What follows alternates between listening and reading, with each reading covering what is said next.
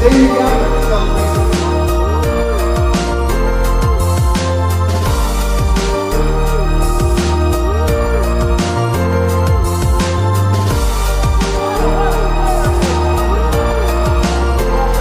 Siyempre, masarap sa pakiramdam.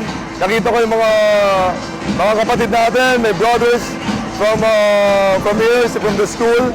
Sobrang saya ko kasi we finally got our rings. Tapos siyempre, it's like a mini reunion. Seeing my teammates before, my friends, of course, who became my family. Sobrang saya lang. I can't describe how much, how happy I'm now. Yeah.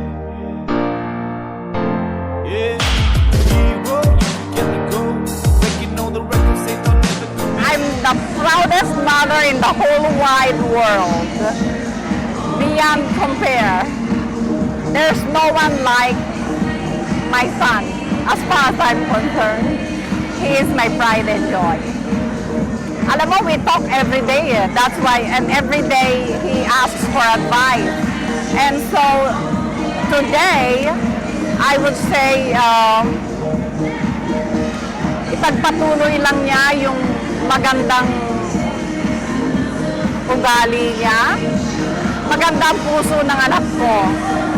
Kaya ipagpatuloy lang niya yan, yung magandang puso na pinapakita niya at bukal sa loob niya. At ang message ko sa kanya, mahal na mahal ko siya. Forever.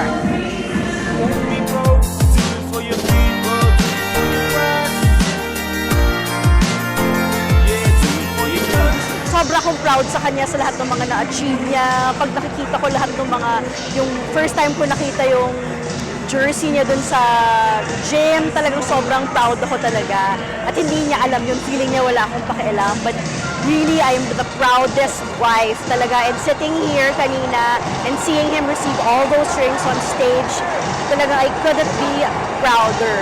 I'm happy because the kids see him receiving all these awards. It inspires my kids talaga to be achievers themselves.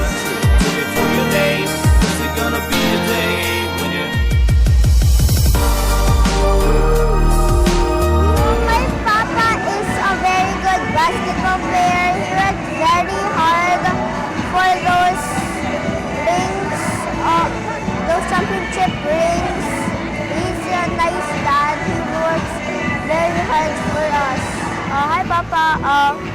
Hi, Papa. I just want to say that I'm very proud of you for winning all those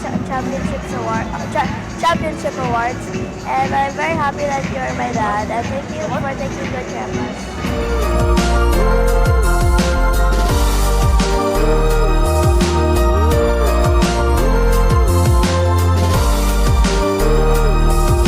Kay Renren, una-una, siyempre ako'y nagpapasalamat sapagkat sa tulong niya ay nanalo kami ng mga UAP Championships at alam naman natin, isa siya sa mga pinakamagaling na naging player ng Lasal.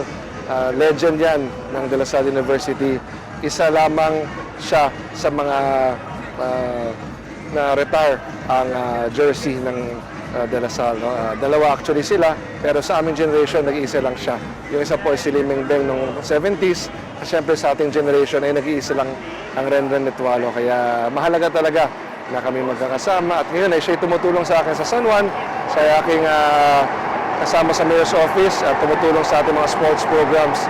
Kaya lahat ng mga natutunan niya sa UAP, sa PBL at sa PBA ay binabahagi na sa amin dito sa lungsod ng San Juan. Sa lahat ng sumusuporta, especially sa mga fans throughout the years, maraming salamat. We really appreciate yung mga suporta na binigay niyo sa amin. And of course, to my family, thank you. Thank you sa unconditional love and support na binibigay niyo sa amin. Maraming salamat.